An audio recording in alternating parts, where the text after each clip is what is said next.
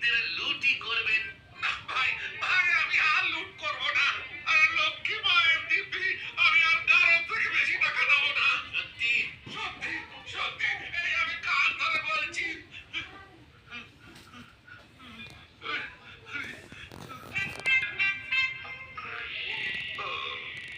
বাহ ভাই বাহ, তোমার জবাব নেই।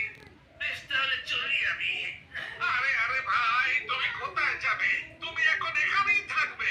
আরে এই নাও তোমার ঘরের চাবি। তাহলে ঠিক আছে, এখানেই তাহলে আপাতত করি আমার বাসা।